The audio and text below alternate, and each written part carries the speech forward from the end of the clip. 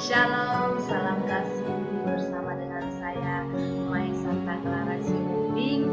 Suatu sukacita yang besar boleh menjadi berkat Tuhan yang benar-benar membuat kita untuk kita sama-sama belajar bertumbuh dalam Tuhan. Saya mengangkat sebuah tema, yaitu kekudusan yang alkitabiah. Dalam kitab Wahyu pasal yang kedua sampai yang ketiga memuat pesan yang sangat penting dari Tuhan ke setiap gereja. Apakah pasal-pasal tersebut membahas hal-hal kekudusan? Ya, istilah dalam kitab Perjanjian Lama, kata kudus itu diterjemahkan dari akar kata Ibrani, yaitu kadas, yang memiliki arti dia dipisahkan untuk keperluan yang khusus, atau dipisahkan untuk tujuan khusus yang berkaitan dengan rencana Tuhan. Itu tertulis dalam kitab Imamat 20 ayatnya yang ke-26. Dan di dalam kitab Perjanjian Baru diambil dari kata hagiasmos dan memiliki arti terpisah dari yang duniawi, terpisah dari yang tercemar, terpisah dari hal-hal yang tidak kudus. Saudaraku, pemahaman ini, istilah kata kudus ini perlu kita pahami ya. Dan pada petang hari ini saya juga mau menyampaikan ayat-ayat yang berbicara tentang pakaian. Loh, kok pakaian putih? Putih itu melambangkan kebersihan, putih itu melambangkan kekudusan. Kita pahami ya.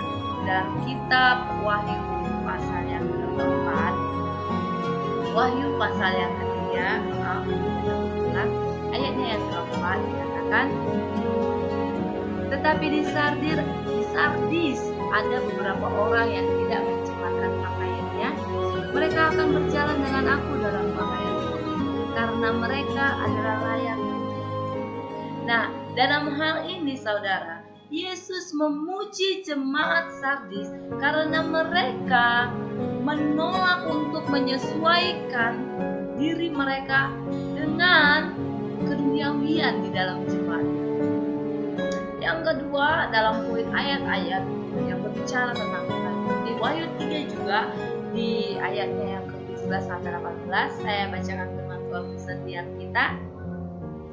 Karena engkau berkata, aku kaya dan aku telah memperkaya diriku, dan aku tidak kekurangan apa-apa.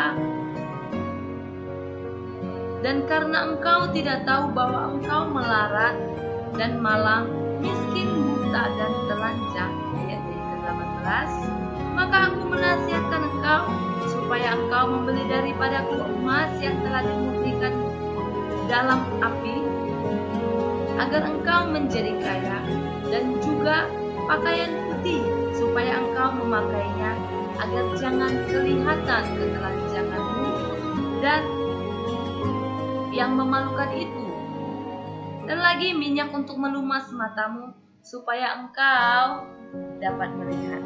Amin.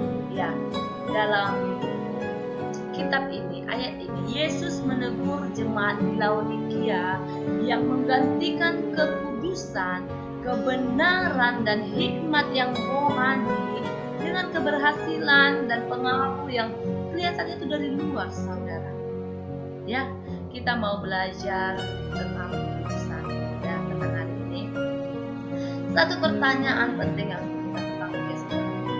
Apa yang kitab Wahyu ajarkan tentang kekudusan? Saya mau bagikan 3 poin penting ya, untuk kita bertumbuh di dalam Tuhan, bertumbuh dalam Tuhan. Yang pertama adalah kekudusan berasal dari Kristus. Kekudusan datang dari Tuhan. Wahyu 7 ayat 13 sampai 14 mengatakan, dan seorang dari antara tua-tua itu berkata kepadaku, siapakah mereka yang memakai jubah putih itu? Dan dari manakah mereka datang? Maka kataku kepadanya, Tuanku, Tuhan mengetahuinya. Lalu ia berkata kepadaku, mereka ini adalah orang-orang yang keluar dari kesusahan yang besar, dan mereka telah mencuci jubah mereka dan membuatnya putih di dalam darah anak domba. Haleluya. Kekudusan dari Kristus. Itu ya saudaraku.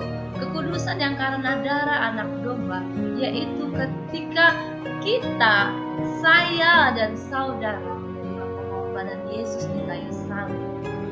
Yang dimana Yesus yang di kayu salib itulah yang membenarkan kita. Jadi berhenti kita berpikir ya saudara, menganggap bahwa tidak perlulah melakukan apapun supaya itu suatu kesalahan yang sangat fatal ya saudara. Kenapa? Karena perkataan mereka, perkataan firman tadi mengatakan mereka telah mencuci jubah mereka dan membuatnya putih di dalam darah anak domba.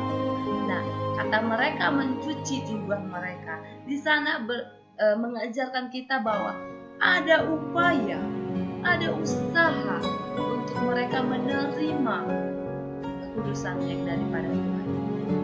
Amin. Kemudian yang kedua, bicara tentang kekudusan yang Alkitab kitab Wahyu ajarkan kepada setiap kita adalah kekudusan yang terkait dengan gaya hidup kita. Seperti apa gaya hidup kudus? Wahyu 17 sampai 18 menggambarkan dengan jelas suatu masa sistem dunia dan iblis. Ya, saudara, dilambangkan dengan Babel yang mempengaruhi banyak otoritas, yang mempengaruhi banyak kuasa-kuasa di dunia dan diadopsi dengan nilai-nilai Babel. Seperti apa nilai-nilai Babel, saudara? Nilai-nilai Babel digambarkan seperti tindakan pencabulan. Dan Wahyu 17 ayat 2 dan juga Wahyu 19 ayatnya yang ketiga, gaya hidup Babel adalah percabulan yang baik secara fisik, bahkan rohani. Itu sudah menjadi suatu hal yang pandemi, yang sudah biasa, yang lumrah, ya. Saudaraku, mari kita belajar tentang kekudusan yang harus kita miliki. Sebagai umat Tuhan, kita semua meminta, kita semua gitu ya, saudaraku, saya juga saudara, diminta untuk keluar. Ayo kita keluar dari gaya hidup percabulan yang seperti Babel tersebut, dari segala sesuatu pilihan hidup yang menggantikan Tuhan yang di tempat pertama itu. Ya saudara, yang tadinya Tuhan pertama, tapi karena ada hal-hal dunia, Tuhan jadi urutannya turun. Kita jadi sama yang dunia, kita mengutamakan dunia. Saudaraku, mari hiduplah kudus kita, ya. Kekudusan adalah praktikal gitu ya, yang ada di dalam hidup kita sehari-hari, bahkan ada di dalam pilihan gaya hidup kita memilihnya gitu, di dalam keuangan kita, hubungan dekat kita, kepemilikan materi kita. Banyak hal untuk kesibukan kita sebagai ibu rumah tangga ataupun sebagai pekerja yang merantau di tempat ini. Sekalipun orang tua kita tidak melihat kita, mari jaga tetap kekudusan kita. Kita sudah tahu kebenaran firman Tuhan. Mari sama-sama kita biarlah bertumbuh di dalam kebenaran. Amin. Nah, saudara yang terkasih, yang ketiga adalah kekudusan harus diusahakan dan dipertahankan. Barang siapa menang, ia akan dikenakan pakaian putih yang demikian.